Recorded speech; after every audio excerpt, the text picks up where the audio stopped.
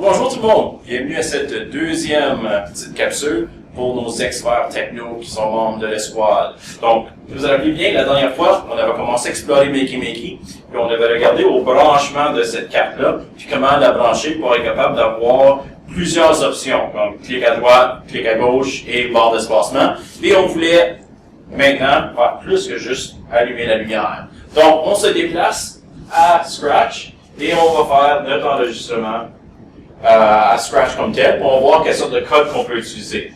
Donc, première chose, la première façon qu'on peut procéder avec Scratch, c'est que nous pouvons aller en bas ici et dans les modules complémentaires, ou ce qu'on appelle les extensions aussi, on peut aller chercher le module complémentaire ou l'extension pour Makey.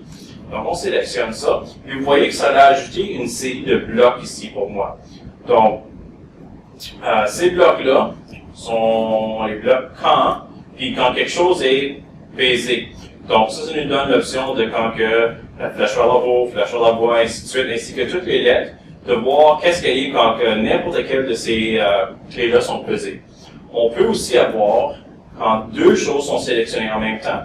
Donc, ici, on voit que il y a comme la flèche de haut et à droite, ainsi de suite. Donc, ça nous donne plusieurs options, plusieurs combinaisons de possibles qu'on peut maintenant programmer.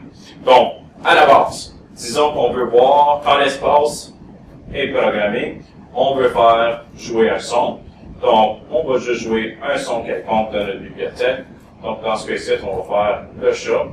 Donc, maintenant, si je retourne ici, je prends ma baguette magique, et moi, dans mon code, j'ai dit que quand que l'espace est cliqué, puis là, vous voyez que j'ai mon espace ici, si je complète mon circuit, je reçois mon son de chat qui joue, parce que l'ordinateur voit que j'ai pesé ce bouton-là.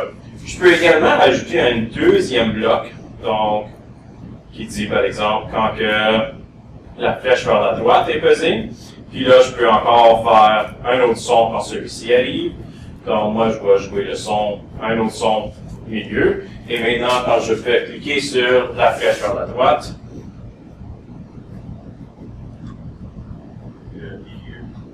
donc le son joue quand je pèse sur la flèche vers la droite. Donc, on a maintenant la possibilité, nous pouvons faire ceci pour chacun de nos blocs. Ça, c'est une façon qu'on peut faire fonctionner notre projet. Maintenant, il y a également la possibilité de l'intégrer d'une différente façon. Je vais vous montrer une façon un peu plus élaborée. Donc, on va commencer avec le drapeau, quand le clic est sélectionné. On va juste agrandir ça pour que ce soit plus facile de voir. Et on va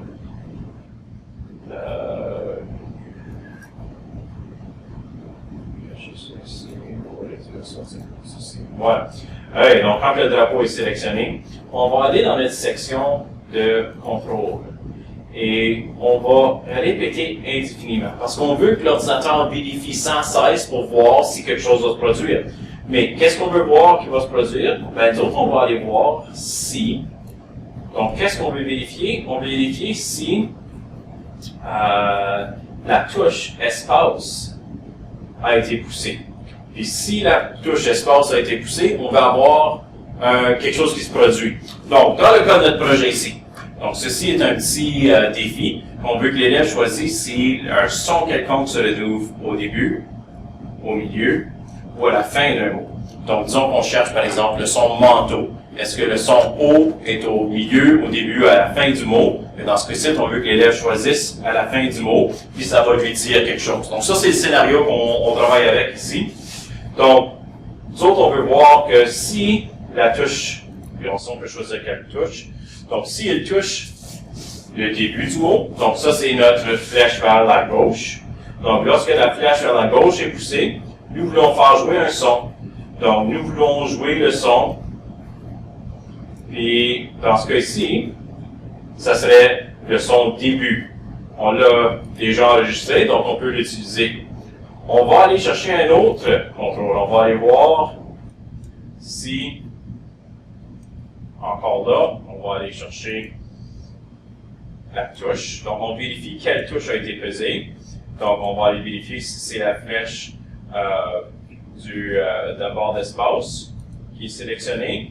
Mais dans ce cas-là, on va jouer le son milieu. Et on va aller voir encore une fois ici pour une dernière fois, la dernière possibilité, c'est ici, ici, on va aller chercher la flèche vers la droite. A été pesé. On va aller chercher le dernier son qui serait à la fin. Maintenant, est-ce que vous savez comment ajouter un son, votre propre son? Je vous montre vite fait. Donc, disons ici, le son que je veux n'est pas là. Donc, vous voyez que je ne veux pas avoir miaou, je ne veux pas avoir de début, je ne veux pas avoir de milieu. Dans ce cas-ci, je vais avoir la fin. Donc, je vais cliquer sur Enregistrer. Ça va t'amener le micro. Je vais cliquer sur Enregistrer. La fin du mot. Vous voyez que ça me donne un aperçu du son. Puis, moi, je sais que j'ai commencé à parler ici. Puis, je veux garder le son jusqu'à la fin. Puis, je peux vérifier. Ah, exactement, c'est ça que je veux. Je clique sur Sauvegarde. Puis, un petit truc aussi, c'est de toujours donner un nom à ton enregistrement. Donc, je vais dire la fin. Parce que de cette façon-là, c'est plus facile pour moi de décider quel son que je vais ajouter à mon programme. Donc, dès que j'ai enregistré ceci, je peux retourner à mon code. Puis là, vous voyez que le son, la fin, est maintenant rendu dans mon code. Donc, qu'est-ce que ceci fait maintenant? C'est que maintenant, quand je vais cliquer sur le drapeau vert, l'ordinateur va regarder sans cesse pour voir est-ce que j'ai touché ceci à quelque part. Donc, je commence mon code, je l'exécute. On voit qu'il fonctionne. Et maintenant, si je touche la fin, on va jouer la fin du mot. Si je joue le milieu, ça va me dire le milieu. Si je touche le début, ça va me dire le début. Donc, mon code va continuer à s'exécuter sans fin, tant et aussi longtemps que j'utilise mon programme. Donc, ça, c'est un exemple de comment on peut utiliser le Makey dans le contexte d'un projet où on veut que l'élève identifie quelque chose. Donc, je vous laisse à votre imagination de trouver toutes sortes d'autres scénarios qu'on pourrait faire pour avoir des affiches interactives dans vos salles de classe. Donc, merci beaucoup et à la prochaine.